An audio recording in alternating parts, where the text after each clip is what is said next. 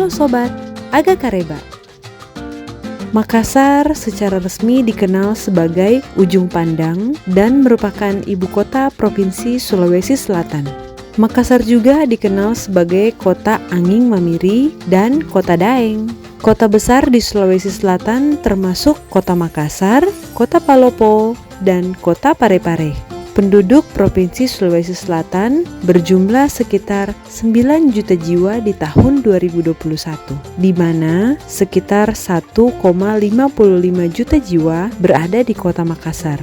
Sulawesi Selatan memiliki sarana dan prasarana transportasi yang lengkap dan berperan sebagai pusat perdagangan dan jasa angkutan barang dan penumpang baik darat, laut, maupun udara. Industri jasa, perdagangan, perikanan, tambang mineral, makanan dan minuman merupakan sumber ekonomi terbesar ke-9 di Indonesia. Sulawesi Selatan banyak memiliki tempat wisata.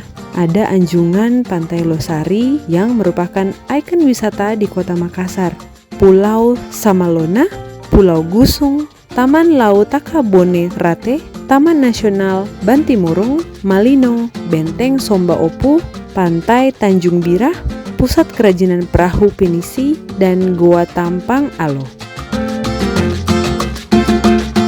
Cita rasa hidangan khas Sulawesi Selatan termasuk coto Makassar, kondro atau iga sapi, palu marah atau sup ikan, palu basah atau daging jeroan sapi, paleko yang dibuat dari bebek atau ayam, soko atau ketan hitam, barongko atau kue pisang, pisang epe, kaprung yang dibuat dari ikan atau ayam. Oleh-olehnya juga berbagai macam, mulai dari kerajinan Toraja, yaitu kain tenun sengkang, minyak tawon Makassar, kacang sembunyi, kopi Toraja atau kopi robusta, dangke atau susu seperti keju, keripik dangke, mantau atau bakpao, kue gambung, kue baruasa, keripik pisang ijo, kerupuk jintan, depatori, otak-otak ikan tenggiri, abon raos, dan baje atau ketan kelapa.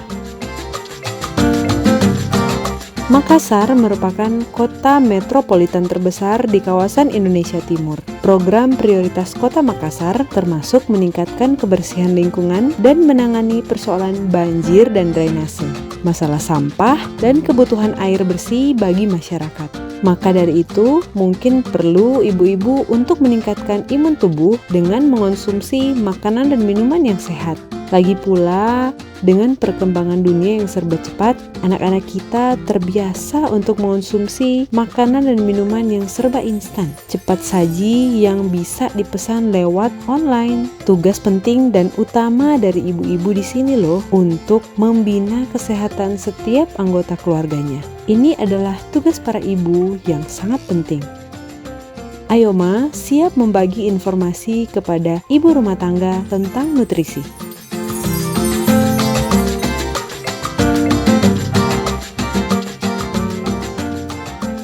Topik-topik Ayoma dapat dilihat lewat channel YouTube, akses website Ayoma, dan sosial media Instagram Ayoma Indonesia. Sebagai kota metropolitan yang padat, ibu-ibu di kota Makassar mungkin melupakan pentingnya mengonsumsi produk sehat. Yuk ibu-ibu, kita belajar kembali menerapkan makanan dan minuman yang vital untuk kesehatan tubuh. Tenaga kita bukan saja dari makanan yang asal kenyang dan enak, tetapi sumber tenaga kita diperoleh dari makanan dan minuman yang terdiri dari gizi seimbang, vitamin, dan mineral. Minum pil vitamin saja belum cukup. Kita harus dan perlu mengonsumsi makanan dan minuman dari produk tumbuh-tumbuhan yang alami. Kali ini, Ayoma menyajikan 2 topik yang menarik buat ibu-ibu. Semoga video Ayoma bermanfaat. Mari kita bersama-sama belajar mengenai imunitas atau daya tahan tubuh. Apa sih imunitas atau daya tahan tubuh? Mengapa daya tahan tubuh sangatlah penting? Daya tahan tubuh seseorang membantunya mengenali benda-benda asing atau tidak normal, seperti bakteri dan virus yang tidak baik bagi tubuhnya agar dapat dihancurkan. Daya tahan tubuh yang kurang baik dapat mengakibatkan anak kita mudah terserang penyakit dan infeksi, sampai autoimun dan gangguan sistem pencernaan. Ada beberapa cara yang bisa kita lakukan untuk meningkatkan daya tahan tubuh. Yang pertama, membiasakan anak memiliki pola makan sehat. Yang kedua, waktu istirahat yang cukup. Yang ketiga, hindari stres berlebihan. Yang keempat, olahraga. Mari kita bahas satu persatu. Yang pertama, pola makan yang sehat. Ada dua hal utama yang perlu kita bicarakan pada saat kita ingin menanamkan pola makan yang sehat, yaitu menu makan yang sehat dan tambahan vitamin untuk anak. Menu yang sehat seharusnya memiliki nutrisi yang seimbang, seperti protein, karbohidrat, lemak tak jenuh, serat, air, vitamin dan mineral. Semuanya itu harus ada dalam menu makanan anak-anak kita. Contoh menu harian bisa jadi seperti berikut. Hari Senin, makan pagi berupa bubur dengan abon sapi. Makan siangnya, nasi, sup kaldu ayam dengan telur puyuh dan sayur disertai tempe goreng. Snack sore, roti bakar dan jus melon. Makan malam, nasi, tempe goreng dan tumis kangkung. Untuk hari Selasa, makan pagi havermut, madu dan kismis. Makan siang, nasi, ikan bakar, dan lalapan. Snack sore, jagung kukus. Makan malamnya, nasi goreng dengan acar atau irisan ketimun saja. Untuk hari Rabu, makan pagi, bubur dengan telur rebus dan tongcai. Makan siang, nasi dan sup iga sapi. Snack sore, buah potong. Makan malam, nasi, bandeng presto dan sambal kecap. Untuk hari Kamis, makan pagi havermut, madu dan flaxseed bisa divariasikan dengan chia seed. Makan siang, nasi dan soto Betawi. Snack sore, brokoli kukus. Makan malam, kentang rebus dengan soto Betawi. Untuk hari Jumat, makan pagi bubur dengan abon ikan. Makan siang, nasi, sop ikan kuah kuning dan tumis labu siam. Snack sore, jus alpukat. Kita bisa menghemat waktu memasak dengan menu makan malam yang sama dengan makan siang. Hanya kita tetap perlu memvariasikannya di hari tertentu karena anak-anak suka bosan. Lalu untuk hari Sabtu, makan pagi havermut, madu, sereal. Makan siang, nasi, teriyaki dan salad. Snack sore, roti. Makan malamnya kentang goreng, teriyaki dan salad. Kalau Anda lihat, Anda akan menyadari kalau menu yang saya sediakan bagi anak-anak saya ini tidaklah sempurna sehat 100%. Memang tidak perlu seperti itu. Kadang-kadang anak juga ingin makanan seperti kentang goreng. Memang tidak bisa dilarang untuk tidak makan sama sekali. Tetapi kita bisa membatasi agar mereka tidak mengkonsumsinya setiap hari. Karena pada dasarnya, makanan atau minuman dengan kadar gula dan garam yang tinggi, serta makanan yang mengandung banyak minyak jenuh atau trans fat tidak baik untuk daya tahan tubuh anak-anak kita. Dikutip dari Huffington Post, penjelasan Niket Sompal, spesialis penyakit dalam dan gastroenterologis dari penelitian University of Bonn. Libatkan anak-anak mulai dari menyusun menu, belanja, hingga proses memasak makanannya. Dengan demikian, anak-anak akan lebih bersemangat untuk menyantap makanan yang sudah dibuat bersama-sama. Vitamin C, D, dan zinc baik untuk meningkatkan imun tubuh anak-anak kita. Idealnya, vitamin dan mineral didapatkan dari makanan yang kita konsumsi, terutama dari buah-buahan dan sayur. Namun, apabila diperlukan, tambahkan suplemen vitamin dan multimineral. Selain pola makan yang sehat, anak-anak juga memerlukan istirahat yang cukup agar daya tahan tubuhnya tetap terjaga. Untuk anak usia 6-12 tahun, jam tidurnya 9-12 jam per hari. Dan untuk remaja 13-18 tahun, jam tidurnya 8-10 jam per hari. Sebetulnya, stres adalah respon alami tubuh kita dalam menghadapi suatu peristiwa dalam kehidupan. Tanpa stres, anak-anak kita tidak ada motivasi untuk mencapai sesuatu dalam hidupnya. Namun, stres yang berlebihan dapat berakibat anak kita cemas berlebihan dan menurunkan daya tahan tubuhnya. Maka dari itu, hadirlah dalam hidup mereka. Ajak mereka untuk berkomunikasi dan bimbing mereka agar dapat mengatasi tantangan-tantangan mereka.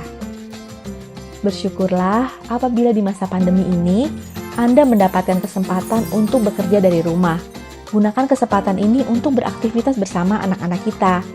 Aktivitas yang dilakukan bersama-sama akan membangun ikatan yang baik untuk kesehatan fisik dan mental sehingga bisa meningkatkan daya tahan tubuh anak, berdasarkan studi Ainsworth. Selain memasak bersama, masih banyak aktivitas lain yang bisa kita lakukan bersama keluarga, seperti membersihkan rumah atau berolahraga bersama-sama yang merupakan poin terakhir dalam pola hidup sehat. WHO menyarankan olahraga minimal 150 menit setiap minggunya atau sekitar setengah jam per hari dan 5 hari dalam seminggu. Tidak banyak bukan? Riset membuktikan olahraga ringan yang dilakukan secara rutin sangat membantu dalam meningkatkan daya tahan tubuh. Apalagi kalau dilakukan di luar ruangan, sehingga kita mendapatkan sinar matahari pagi yang merupakan sumber vitamin D. Olahraga juga lebih seru jika dilakukan bersama-sama sekeluarga, jadi tidak terasa lelahnya.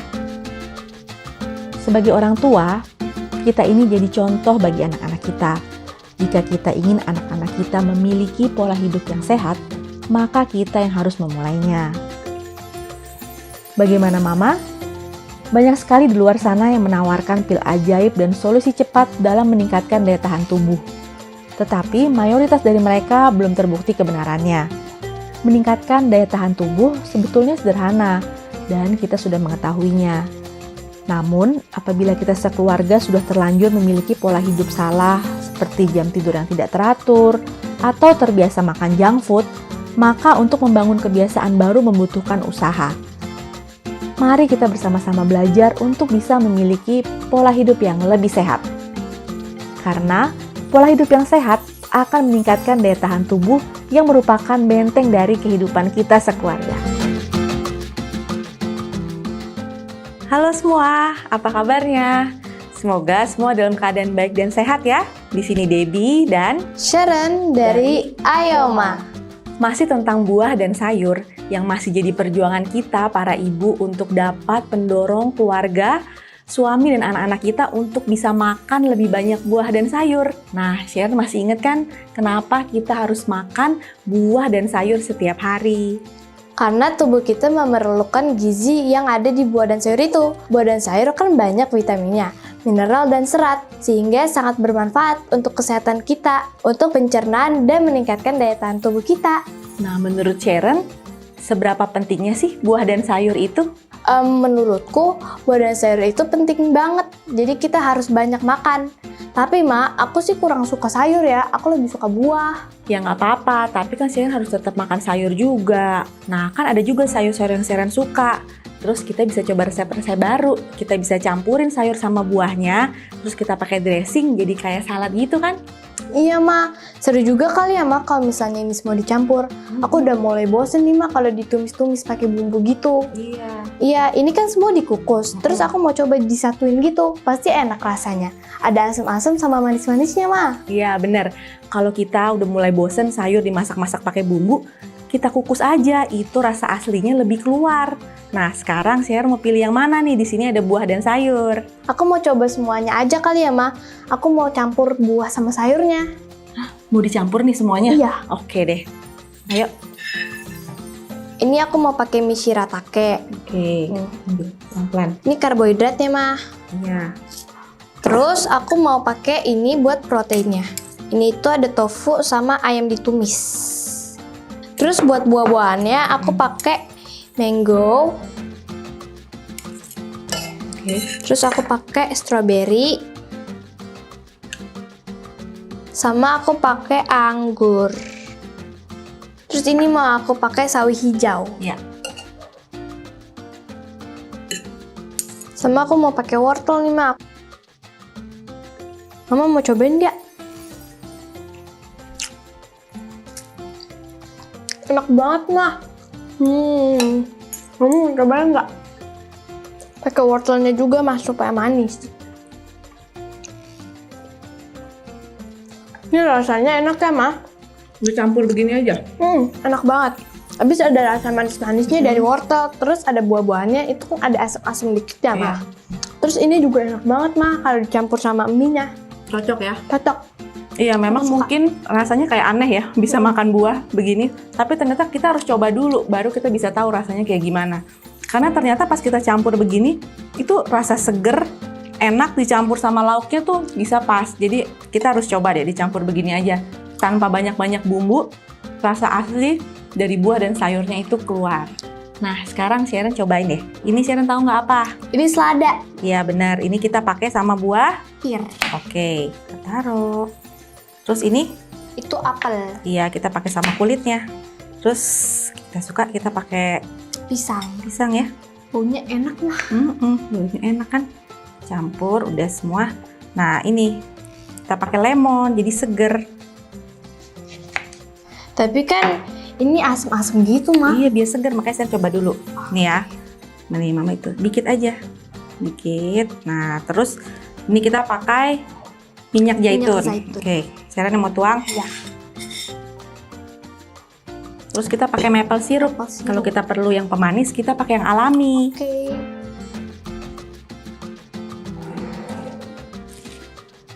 Kita campur. Kita tambahin chia seed buat krias-kriasnya. Aku mau tambahin. Iya. Kita coba. Oke. Rasanya apa ya? Wangi kan? Mama dong. Saya lebih suka nggak pakai dressing ya. Oke. Tapi ini tetap enak kok Ma, aku suka. Ini bisa jadi variasi kita. Jadi kan kita nggak bosen. Nanti kita makan yang asli, nanti kita pakai dressing. Senangnya kalau kita lihat anak-anak bisa makan banyak buah dan sayur ya.